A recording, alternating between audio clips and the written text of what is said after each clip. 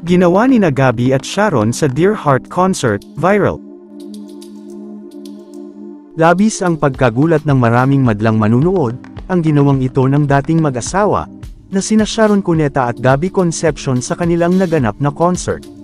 Nitong nakaraang Bayerns lang October 27, naganap nga ang inaabangang reunion concert nina Sharon at Gabby, na pinamagatang Dear Heart sa Mall of Asia Arena, para sa kaalaman ng marami.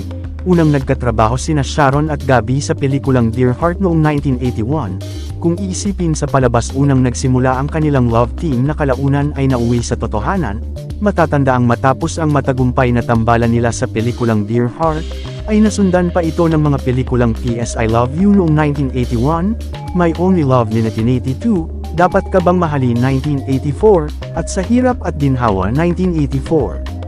Tila napakabilis naman ng mga masasayang pangyayari sa buhay nina Sharon at Gabby. Noong 1984, ikinasal sila hindi lang isang beses kundi 3 beses pa. Nang sumunod na taon, nang maging buo na talaga ang pamilya nila nang magkaroon sila ng anak matapos isilang ni Sharon si Kate, pero hindi tulad sa mga palabas.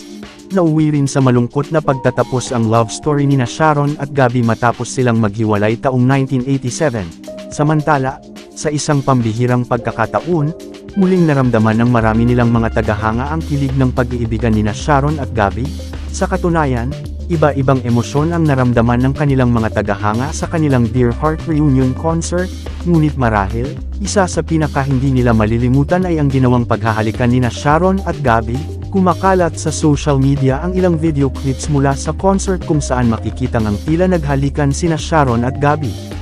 Pagaman tinip pa ni Gabby ang ibabang parte ng kanilang mukha, kapansin-pansin na magkadikit ang kanilang mga labi. Kaya naman dumagundong ang sigawan dahil sa sobrang kinilig ang mga audience. Para naman kay Sharon, mayroon umano silang lisensya kahit sa kanilang concert na magpanggap na sila ay nagmamahalan. Anya, just for tonight we have the license to pretend we're in love again.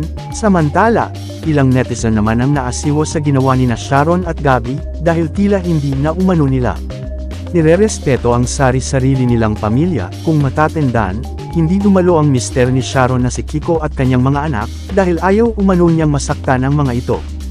Ani Sharon, kasi ayoko namang masaktan sila, at saka syempre, ayokong parang may lang din kami ni Gabby, kasi, after all, we're talking about our history and everything in the past, this is for our audience.